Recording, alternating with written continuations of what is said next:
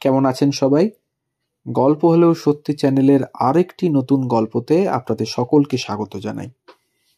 আমাদের চ্যানেলে যদি নতুন হন তাহলে অবশ্যই আমাদের চ্যানেলকে সাবস্ক্রাইব করে নিন, বেল আইকনটিকে প্রেস করে রাখুন পরবর্তী গল্পটি পাওয়ার জন্য। 1898 সালের এপ্রিল মাস বাংলায় হানা দিল প্লেগ। এর ঠিক 3 মাস আগে বিবেকানন্দের অনুরোধে ভারতে আসেন নিবেদিতা। এসেই যেন ঝড়ের সামনে পড়লেন তিনি। বাড়ল প্লেগের দাপট। 17 এপ্রিল কলকাতায় প্রথম মৃত্যু হলো প্লেগ রোগীর। তারপর ঝড়ের বেগে সংক্রমণ ছড়ালো বেনিয়াপুকুর, শ্যামপুকুরে। 30 এপ্রিল প্রশাসনের তরফে জানানো হলো কলকাতায় প্লেগ মহামারীর আকার ধারণ করেছে। প্লেগের দাপটে কলকাতার তখন শ্মশানের চেহারা।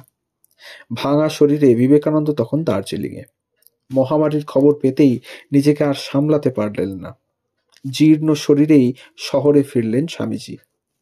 করোনায় যেরকম লকডাউন দেখেছে বাংলা, তেমনি প্লেগের চোখ রাঙানিতেও লকডাউন দেখেছিল কলকাতা। সাল 1898। প্রথম টিকা দেওয়া নিয়েও ছড়ালো গুজব।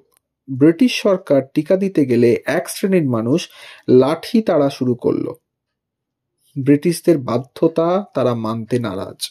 আর এই গুজব রুখতে সকলের কাছে স্বাস্থ্যবিধি পৌঁছে দিতে চেয়েছিলেন বিবেকানন্দ। তাই তিনি নিবেদিতাকে একটি প্রচারপত্র তৈরির দায়িত্ব দেন। সেই ম্যানুয়াল রাতারাতি 2 ভাষায় অনুদিতও হয়।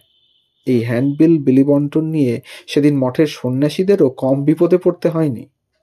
অনেকে তাদের ব্রিটিশ চর ভেবে সন্দেহ করে, রাস্তায় বেরোলে তারাও তাড়া খায়।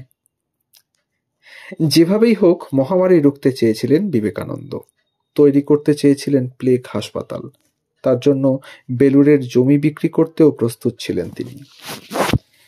এই ছিল আজকের ছোট্ট একটি গল্প, স্বামী বিবেকানন্দের অজানা কিছু তথ্য নিয়ে।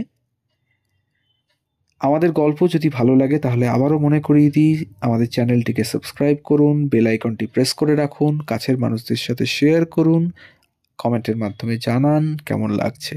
সবাই ভালো থাকুন। ধন্যবাদ।